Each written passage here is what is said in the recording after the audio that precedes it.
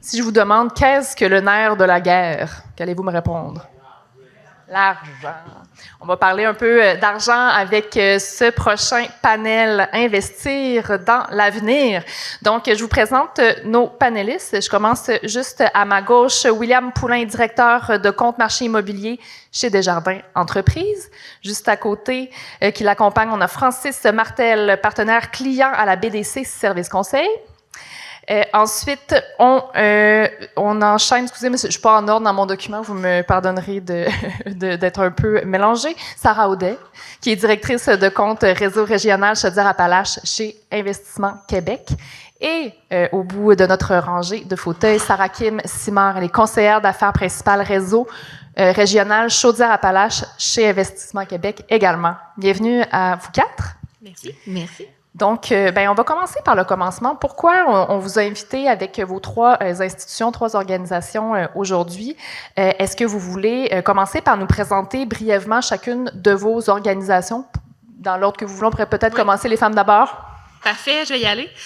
Donc, Investissement Québec, en fait, on se présente souvent comme le bras financier du gouvernement du Québec.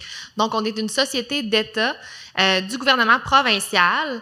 On est un levier de développement économique. On est là pour aider des entrepreneurs qui auraient des projets d'entreprise, donc vraiment dans le domaine manufacturier, dans le domaine de la distribution, de la construction. On est là pour soutenir les promoteurs dans les projets qu'ils pourraient avoir. Les projets peuvent prendre différentes formes, donc ça peut être des projets à la fois de construction, d'investissement, ça peut être aussi des projets d'exportation, de développement de produits, ça peut être des projets pour soutenir la croissance, même la relève et le transfert d'entreprises. Chez Investissement Québec, on a une offre qui est quand même diversifiée. On va offrir à la fois des services conseils, donc Sarah Kim, qui est avec moi sur la scène, va faire de l'accompagnement d'entreprise, va soutenir nos promoteurs à bien structurer leurs projets, à les faire avancer. On va avoir également des services conseils pour tout ce qui est internationalisation, donc développer des nouveaux marchés. On a des services conseils en innovation. On a plus d'une 50aine d'ingénieurs qui sont là pour aider les entrepreneurs à développer des nouveaux produits, améliorer leur productivité, vraiment pour innover en fait dans leurs opérations. Et on a également des programmes de financement. Donc, on a du financement qui va ressembler un peu à ce que des institutions financières vont pouvoir faire, mais on a également tout l'aspect de la gestion des programmes gouvernementaux, donc des programmes d'aide financière en prêt sans intérêt, en subvention. Donc, on est là vraiment pour soutenir les promoteurs du moment qu'ils ont leur idée jusqu'à la concrétisation là, de celle-ci. On va être là pour les soutenir autant en accompagnement qu'en financement. Je peux peut-être me lancer. Donc, Desjardins Entreprises, on couvre les Appalaches, la Beauce et les Etchemins. Donc, on a un regroupement des CDE dans les dernières années, ce qui nous permet de couvrir tout le territoire au complet. Donc, on essaye surtout d'aider les entreprises et les investisseurs aussi en immobilier, les accompagner en financement et aussi en gestion de patrimoine. Donc, vraiment content d'être ici aujourd'hui parce que j'ai beaucoup de familles à Thetford-Mine. Donc, on va être bon pour peut-être donner plus de détails sur qu'est-ce qu'on peut faire avec Desjardins Entreprises. Excellent. De notre côté, on est aussi une société d'État. Vous allez voir, on a beaucoup de points en commun, l'Investissement Québec et la BDC. Dans le fond, on a une mission qui nous est donnée par le gouvernement, mais on est une entité indépendante, là, puis on a trois grandes divisions. Il y en a deux en financement, donc financement finalement de projets d'entreprise. On ne fait pas de court terme, c'est que des projets long terme. Puis on a aussi une division en service conseil dans laquelle j'œuvre présentement. Puis je suis là pour représenter aujourd'hui là, les trois grandes branches de la BDC finalement. Tantôt, d'entrée de jeu, on disait à partir du moment où on a une idée. Donc, quand un entrepreneur ou une organisation a une idée, c'est quoi les différentes étapes? C'est quoi la démarche qu'on doit réfléchir quand on parle de financement? Chaque projet réussi qui va connaître un succès va emprunter, en fait, une démarche très structurée. La première étape, je dirais que c'est de s'entourer de bons partenaires, autant dans l'écosystème du développement économique, autant du niveau technique. Sur le territoire, on a la chance d'avoir des CCTT aussi très spécialisés, donc Chemitech, Coalia. On a aussi la Société de développement économique, un incubateur aussi. Puis, c'est sûr que c'est important par rapport à notre secteur d'activité, puis le secteur de mon innovation. Il y a quand même des organismes spécialisés en fonction de mon projet. Donc, c'est d'aller cogner aux bonnes portes ou justement de pas hésiter à parler de notre projet parce qu'il y en a beaucoup. Il y a des gens de notre entourage qui vont nous référer aux bons endroits. Donc, pour avancer plus vite, il faut bien s'entourer. Ensuite, je dirais que la deuxième étape, c'est vraiment d'y aller avec une étude de faisabilité technique et financière. Donc, on valide que notre idée, il va y avoir des signes de dollars qui vont sortir de notre projet. T'sais, on s'entend que pour être viable, on va vraiment passer par là. On s'entoure de professionnels aussi, fait que c'est vraiment de sensibiliser nos entrepreneurs à emprunter ce chemin-là. Il y a beaucoup d'initiatives en termes de subventions qui sont disponibles aussi pour aider les entreprises parce qu'on s'entend que c'est un risque financier de se lancer en affaires. On ne sait pas si ça va aller de l'avant ou finalement on est mieux de mettre un stop à notre idée. Mais le levier financier va nous servir justement à aller valider nos idées. Sur le territoire, il y a notamment là, le programme Départ qui va soutenir les honoraires professionnels là, à la hauteur de 60% des honoraires professionnels. Donc, c'est quand même généreux quand on veut se lancer puis évaluer le potentiel d'une idée. Ensuite, c'est sûr que pour mon idée soit payante, ça prend des gens qui l'achètent. Donc, on va faire une analyse de marché. Donc, valider les tendances, valider la demande. Puis, c'est sûr que d'aller chercher des lettres d'intention auprès de clients potentiels. Donc, cette étape-là est aussi cruciale pour aller chercher des dollars au final. Puis, ma dernière grande étape, ça va être d'aller vérifier toutes les normes et réglementations. Donc, les normes de produits, les normes environnementales et aussi de valider les ressources disponibles. Tu sais, on parle beaucoup l'énergie, ensuite de ça, tu sais, les ressources en termes d'employabilité aussi, tout ça. Donc, ça va tout être des démarches super importantes pour faire de mon projet un succès. Ce que je pourrais ajouter, en fait, c'est que tout ça s'inscrit dans, évidemment, le plan d'affaires d'une entreprise. Que ce soit une entreprise qui est en démarrage, donc qui veut, par exemple, réaliser un projet puis l'entreprise existe et pas en opération encore pour le moment, ou si c'est une entreprise qui est déjà en opération, mais qui a un nouveau projet ou qui veut faire quelque chose de nouveau. Tu sais, dans les friches industrielles, il y a évidemment beaucoup d'opportunités, souvent, que des entrepreneurs vont voir, saisir. Ce matin, je lisais, il y a entre autres un projet qui s'est annoncé aujourd'hui à Thetford, là, immobilier, qui va reprendre l'ancien site de la fonderie. Fait que c'est un bel exemple de ça, on revalise un actif comme ça, puis ces gens-là ont certainement dû monter un plan d'affaires finalement pour pouvoir réaliser ce projet-là. Fait que tout ce que ma collègue Sarah Kim a mentionné est important dans le plan d'affaires. Puis ce qui est important aussi, c'est que ce ne soit pas juste un plan d'affaires pour l'externe. Souvent, les gens ont tendance à faire ça, mais le plan d'affaires est important pour l'entreprise en soi aussi, pour s'assurer d'avoir couvert l'ensemble des différents aspects qui sont à prévoir, puis pouvoir identifier dans ce plan d'affaires-là, c'est quoi la proposition de valeur, c'est quoi le modèle d'affaires, puis qu'est-ce qui représente un risque ou une opportunité dans le plan d'affaires en question. Puis c'est là, entre autres, où, parce que je sais qu'il y a des gens ici qui sont entrepreneurs ou qui auront des projets, puis il y en a plusieurs d'entre vous qui sont peut-être dans l'écosystème autour de ces gens-là. C'est une façon dont on peut les outiller et les aider, c'est de leur donner finalement ces informations-là, du contexte, de la donnée, du conseil ou de leur faciliter la vie à bâtir leur plan d'affaires, puis à aller soit chercher exactement quels vont être les avantages, dans le fond, de réutiliser cette friche industrielle-là, oui, d'un point de vue financier, mais même d'un point de vue que je qualifierais d'opérationnel, et aussi les défis que ça peut représenter. Bon, les classiques, évidemment, bon, la pollution ou des choses comme ça, mais de pouvoir les aider à les mitiger. Parce qu'évidemment, on a toujours le petit œil financier sur le panel aujourd'hui. Un partenaire financier va avoir besoin de ces informations-là, mais la personne qui va opérer une organisation, qui va réaliser un projet, va avoir besoin de ça aussi pour se rassurer des partenaires éventuels, partenaires, oui, financiers, mais aussi opérationnels, des clients, des fournisseurs, des choses comme ça. Fait que tous des défis qu'une entreprise doit, je pense que c'est une des premières choses à réaliser, en fait, de bâtir un bon plan d'affaires solide, puis d'avoir analysé le plan sur tous ses angles pour bien avoir une idée des risques puis de ce que ça peut représenter là, en contexte d'opération, finalement, après. Là. Parfait. Donc, maintenant, si on regarde un peu les premières démarches, quelles ressources existent pour les gens qui ont des projets? Il y en a pas mal. Puis c'est sûr que les ressources, il y en a une partie qui sont assez liées, on va dire, aux différents paliers de gouvernement ou d'organismes liés. Vous en avez, dans le fond, qui sont ici aujourd'hui, mais il y en a d'autres. Le municipal est très présent aussi. Il y a évidemment des organismes qui sont on va dire, parapublics ou même des fois des privés. C'est sûr que ces gens-là vont avoir des missions qui sont différentes. Je vais peut-être en nommer quelques-uns là, pour ça, mais il y a évidemment les banques, les banques de développement ou d'investissement comme Investissement Québec et la BDC. Il y a des organismes comme Développement économique Canada, le CNRC Paris pour ceux qui connaissent aussi. Fait que c'est toutes des branches finalement qui ont été développées de différents paliers de gouvernement. Les chambres de commerce aussi, des fois, sont très présentes puis ont des rôles à jouer. Les MRC et ou municipalités ont souvent développé là, parfois seuls, parfois en conglomérat, là, ensemble, des organismes de développement économique. Fait que c'est tous des partenaires qui peuvent donner un coup de pouce dans la réalisation de ces projets-là.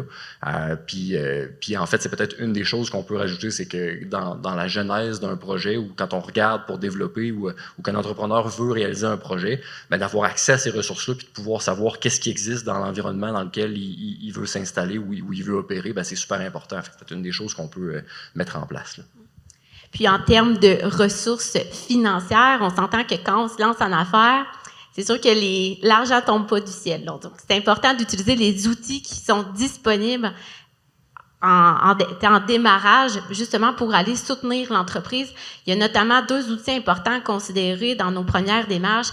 Le premier, en fait, ce sont les crédits d'impôt à la recherche scientifique et développement expérimental, là, autrement plus connu sous le nom de l'acronyme RSCDE.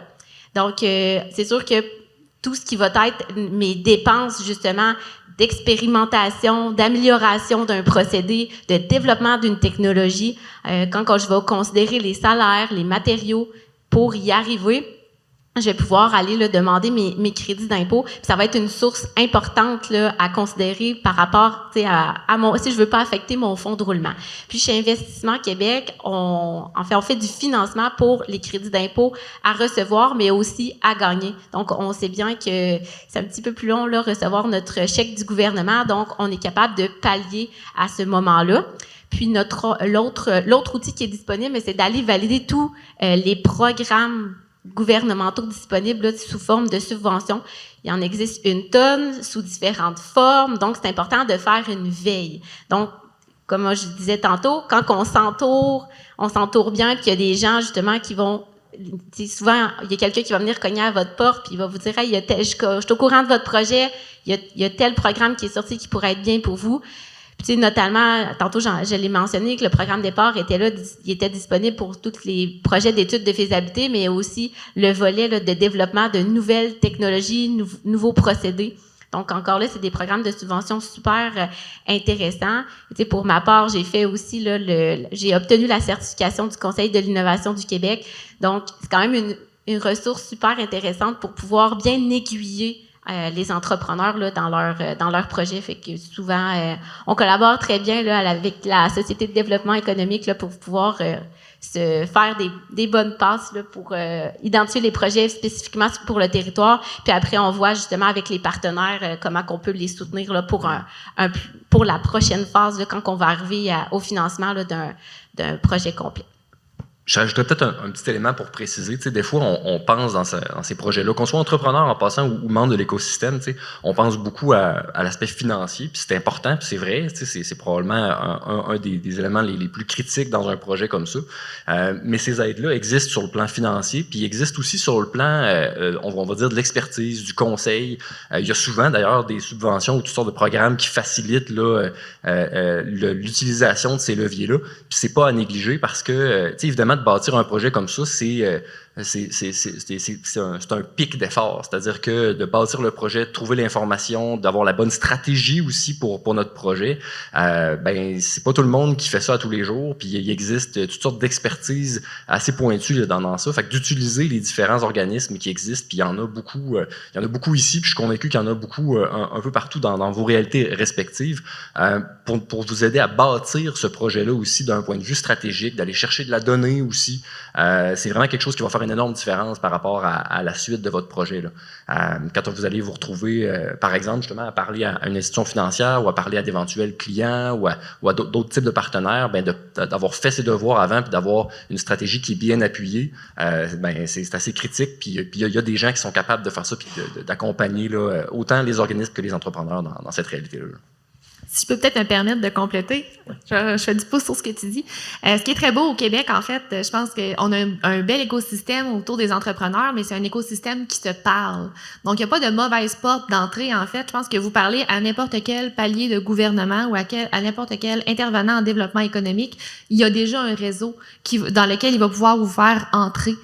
Donc, je pense que pour les entrepreneurs, c'est quelque chose qui est très sécurisant aussi de savoir qu'il peut parler à n'importe quel intervenant socio-économique ou gouvernemental, puis qui va être référé à un réseau de partenaires. Là. Donc, c'est beaucoup mieux que de faire le ping-pong entre les différents intervenants. C'est mieux de connaître les personnes qui vont nous faire connaître les bonnes personnes par la suite, puis les bons programmes. Quand on embarque dans une traque, on n'est pas pris là, après. Là, on peut dévier, on peut être référé. C'est bien, c'est bon à savoir. Au gouvernement, c'est pas toujours comme ça. On avait quelqu'un du MEIA tantôt. Donc, une fois que l'entrepreneur est prêt à réaliser le projet, il y a quand même certaines étapes qui ont été faites, il y a des études préalables qui ont été effectuées. Comment ça se passe là, quand on va voir le partenaire financier? Donc, je pourrais peut-être... commencer, là, justement. En fait, je pense que la première étape, là, c'est quand on rencontre un partenaire financier, il faut comprendre qu'il y a beaucoup de délais. Donc, comme mes partenaires ont mentionné tantôt, est-ce que j'étais à la bonne place? Oui, vas-y. OK, parfait. Donc, comme mes partenaires ont mentionné tantôt, on va avoir beaucoup de professionnels qui vont être dans le dossier. Donc, souvent, là, je vais prendre l'exemple là, d'un projet immobilier. Donc, comme vous savez, là, 95% des projets immobiliers dans les dernières années ont été avec la SCHL. Donc, vous avez sûrement entendu parler du programme APH Select.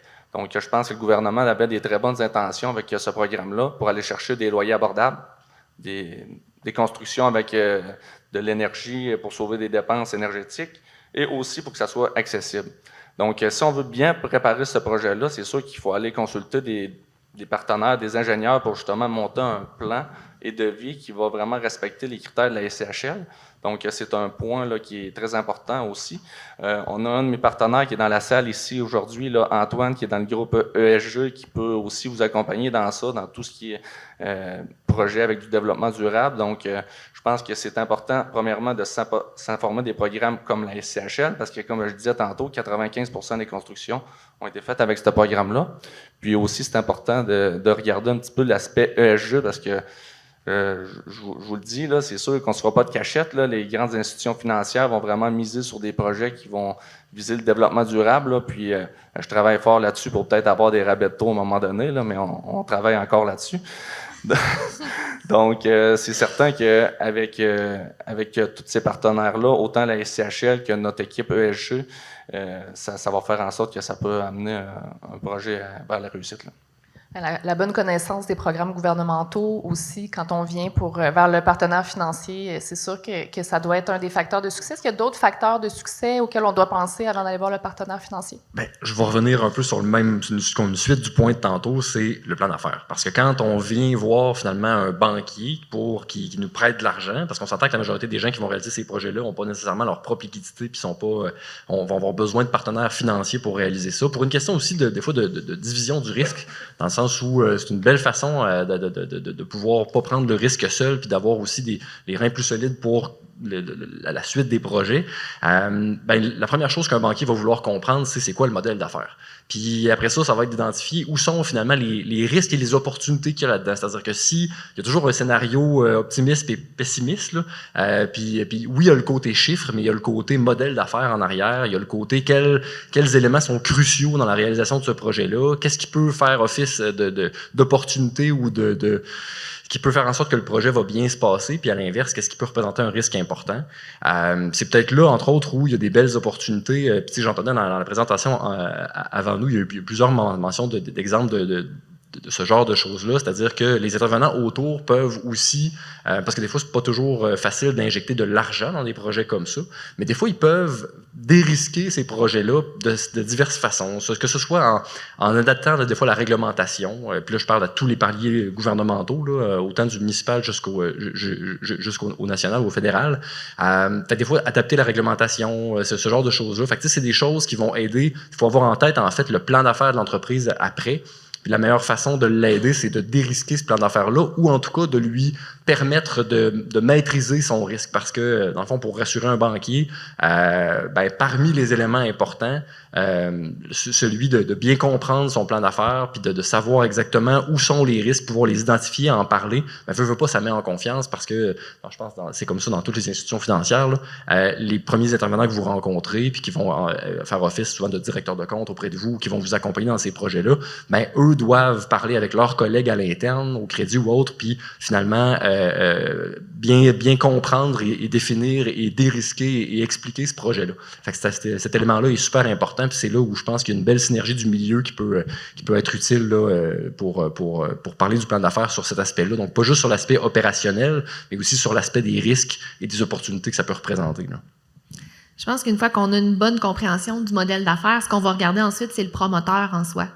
Un des éléments les plus importants qui va faire qu'un projet va être un succès ou un échec, ça va être le promoteur qui est au cœur de tout ça. Ce qu'on va vouloir avoir, c'est avoir un bon pilote dans l'avion. On va vouloir avoir un équipage aussi dans cet avion-là et on va vouloir avoir des gens dans la tour de contrôle qui vont être en mesure de guider notre promoteur. Donc, c'est vraiment de voir, est-ce qu'on a un bon promoteur qui a des capacités de gestion, qui a une expérience d'affaires, qui a une expérience en gestion de projet ou en gestion de ressources humaines. On va vouloir avoir aussi une équipe autour de cette personne-là. On veut pas d'homme orchestre qui va être là à tout gérer, à tout essayer de faire tout seul. On veut voir qu'il y a des gens qui sont autour de lui pour le soutenir. Et on va vouloir avoir des professionnels aussi, comme William le mentionnait, des professionnels qui sont compétents, en fait, autour de lui.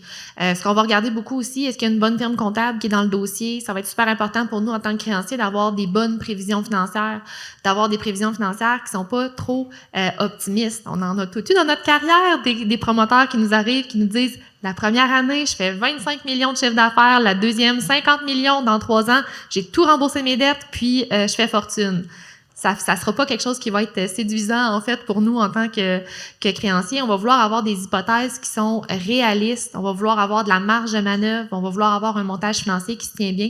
Puis souvent, c'est là qu'on va travailler à plusieurs, en fait, là, en complémentarité, en fait, entre nous. Mais c'est des éléments vraiment importants qui vont faire en sorte qu'on va vouloir investir dans le projet. Puis au niveau du promoteur, je pense que c'est un élément qui est important à sensibiliser nos promoteurs. Il y a plusieurs validations qu'on va faire sur eux.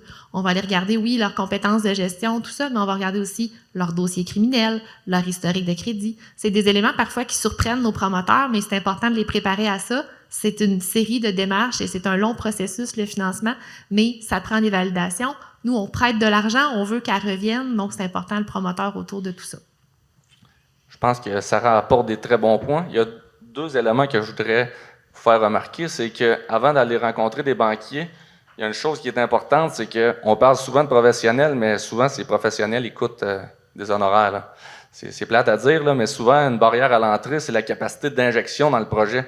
Parce que souvent, on va faire des analyses de projet, on va avoir des rapports d'évaluation, des rapports environnementaux, puis des fois, le projet ne se fera même pas. Donc, il faut avoir quand même une bonne capacité d'injection financière dans le projet. Donc, ça, il faut le prévoir dans notre budget. Puis, qu'est-ce qui est le fun, c'est qu'une fois que le projet se fait, souvent, on est capable de les financer par la suite. Deuxième chose, mon grand-père me disait souvent qu'il allait voir le DG de la caisse quand il était plus jeune, puis il était capable d'avoir un prêt sur le coin de la table de cuisine. Malheureusement, c'est moins le cas depuis qu'on a des normes à suivre. Donc, il y a quand même des longs délais. C'est un long processus, comme Sarah disait tantôt. Donc, il faut quand même tout lire cette documentation-là. Ensuite, il faut aller à un comité de crédit pour pouvoir se faire approuver notre dossier. Donc, c'est encore des délais, ça peut aller 1 mois. Ensuite, production des contrats, puis après ça, il faut aller prendre nos garanties chez le notaire. Les notaires, c'est quand même quelques semaines ou même quelques mois pour avoir un rendez-vous. Donc, faut le prévoir. Donc, capacité d'injection et prévoir les délais, je pense que ça peut être 2 bonnes clés là, pour aller présenter un dossier à un banquier. Donc, pour aller chercher de l'argent, si je comprends bien, ça prend de l'argent, puis un petit peu de temps aussi devant soi. C'est bon. Avant de passer aux questions du public, peut-être un dernier tour sur des conseils supplémentaires. Vous en avez donné beaucoup, là. Je pense que tout le monde prend un peu des notes. Il y a les à faire et à ne pas faire. Est-ce qu'il y a d'autres conseils que vous auriez à partager là, avant qu'on prenne des questions? peut-être très simple, mais de ne pas avoir peur de découper son projet en phases. C'est-à-dire que oui, on peut avoir une idée de, au final, ce qu'on veut que ça ait l'air, du grand projet, du jour où ça va être finalement très rentable, ou de l'utilisation complète d'un terrain, ou de le découper en phases, c'est quelque chose qui peut aider à la fois à la réalisation, puis au côté réaliste finalement de faire le projet, mais aussi à convaincre l'ensemble des partenaires autour que le risque est relativement raisonnable. Puis le parallèle que je ferais avec, entre guillemets, les gens qui sont dans l'écosystème, ça c'est pour l'entrepreneur qui, lui, a avantage à découper son projet, de mettre en place les conditions pour favoriser ça. C'est-à-dire que de permettre à quelqu'un de... il y a toutes sortes de règles qui existent. Par exemple, quand on achète un terrain, il faut bâtir un minimum de tant % du terrain dans certains parcs industriels, ce genre de choses-là. Puis je comprends la logique de ces règles-là, mais si on veut favoriser finalement un développement puis l'établissement de certaines entreprises sur notre territoire, il faut réfléchir à comment est-ce qu'on peut aider ces gens-là à séparer leurs projets en différentes phases puis à assurer finalement un processus un peu plus graduel. Fait qu'il y a toujours différentes forces qui entrent en ligne de jeu, mais de favoriser ça, je pense que c'est une des choses qui est les plus importantes, parce que c'est plus facile finalement pour un créancier aussi même des fois d'octroyer du financement par phase. Ça se fait ça aussi sur atteinte de certains milestones, on est capable de débloquer d'autres montants par exemple ou d'avancer un peu plus vite. Fait que c'est peut-être un élément important à considérer. Puis si on donne une exemple quand même assez concrète, donc Sarah et moi avons accompagné là, le projet de KSM, en fait, qui est situé à la mine Carré. Il y a quand même eu différentes étapes. On les a accompagnés vraiment longtemps avant de conclure le financement. Dans ces différentes étapes-là, je les ai nommées tantôt, mais on a vraiment travaillé avec un partenaire, on a fait des mises à l'échelle, on a fait plusieurs tests aussi. Ensuite de ça, on est allé faire une démonstration en situation réelle d'opération. Donc, on a monté marche par marche. Ensuite, on a d'identifier un site potentiel. On s'est entouré de professionnels aussi pendant tout le processus. On est allé chercher des leviers financiers qui étaient disponibles sous forme de subventions. Justement, parce qu'au début, comme on le disait, les liquidités ne tombent pas du ciel. Puis c'est après ça qu'on a pu faire la passe finalement aux partenaires en financement. Oui, puis je pense que c'est un bel exemple où est-ce que on a un promoteur qui a su bien s'entourer, mais qui a aussi su ne pas se mettre d'œillères au niveau du financement. Je pense que c'est un bel exemple où est-ce que justement on a eu le public qui a été là dans les premières phases, donc beaucoup de subventions, beaucoup de partenaires gouvernementaux qui ont été là en premier, mais par la suite éventuellement le privé a pris un certain relais dans tout ça, mais quand même au final on a eu la collaboration de Investissement Québec, mais aussi de Desjardins Capital de risque, on a eu Technoclimat qui investit, Développement économique Canada, donc au final ça a été une belle collaboration entre plusieurs intervenants. Puis je pense que si on a un message à passer aussi, c'est les gens utiliser ce réseau-là, utiliser le réseau de partenaires. Ayez pas peur de parler à plusieurs partenaires pour votre dossier. Vous allez être en mesure de maximiser un montage financier, de faire en sorte aussi de dérisquer les projets en fait en soi. Fait que je pense que s'il y a un piège à éviter, c'est de vouloir aller trop rapidement en financement, puis de rapidement vouloir faire affaire avec un seul partenaire parce qu'on pense que ça va aller plus vite. Par contre, il y a un vieux dicton qui dit « Seul, on va plus vite. Ensemble, on va plus loin. » Puis je pense que c'est un bel exemple au niveau du financement. On amène nos clients plus loin quand on travaille tous ensemble. Pour la fin.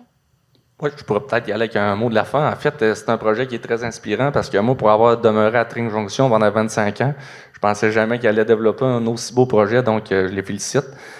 Puis Francis a apporté un bon point là, qui m'a fait rappeler un petit élément que j'avais oublié là, de mettre vraiment ça en phase. Là. Donc j'ai fait plusieurs lotissements de terrain dernièrement, là, puis avec les municipalités, là, la clé du succès, c'est quand on a un bon protocole d'entente qui nous permet aux institutions financières de savoir c'est quoi le cheminement pour les débourser, qu'est-ce que la ville va payer, qu'est-ce que le promoteur va payer. Donc ça, c'est un document, là, c'est l'outil primordial qui nous sert vraiment pour l'autorisation des dossiers là, au crédit. Donc, je voulais quand même en faire part parce que souvent, ils vont découper les projets en phase. Donc, c'était juste pour faire un petit suivi, là, qu'est-ce que Francis avait dit. Et pour ce qui est de la question... Conseil, piège à éviter. C'est ça, des fois, je me perds, j'oublie la question, mais les pièges à éviter, en fait, c'est que je pense dans ce type de projet-là, ce que je vois, là, c'est que souvent, on a une idée de notre projet, puis on le conçoit, on travaille fort dessus, mais souvent, il va changer 2, 3, 4 fois. Donc, mon conseil, c'est de dire, c'est sûr qu'un plan imparfait va tout le temps être mieux que pas avoir de plan. Donc, c'est un peu ça, mon conseil. Puis, C'était pas mal le mot de la fin pour moi. Merci. On serait prêt maintenant à prendre quelques-unes de vos questions. Est-ce qu'on a des questions? Pas de questions? Vous voulez pas d'argent pour vos projets? Peut-être que vous allez garder vos questions pour vos partenaires financiers. Et c'est bien correct. Puis maintenant qu'on a un peu démêlé qui fait quoi, ben vous saurez aussi là, à qui vous adresser si jamais vous avez des projets que vous voulez soumettre. Tantôt, dans d'autres panels, on a aussi conclu que des rencontres exploratoires, là, avant que tout soit canné dans la tête, ça peut toujours être bien utile pour prendre les bonnes orientations. J'ai l'impression que ça s'applique bien aussi au volet financier. Il y a une autre chose qu'on s'est dite aussi plus tôt, là, vous n'étiez pas tous encore arrivés. C'est terminé les oui, mais. Maintenant, on dit juste oui. Là, je voulais quand même vous aviser, ce serait intéressant que vous disiez également oui. Merci beaucoup.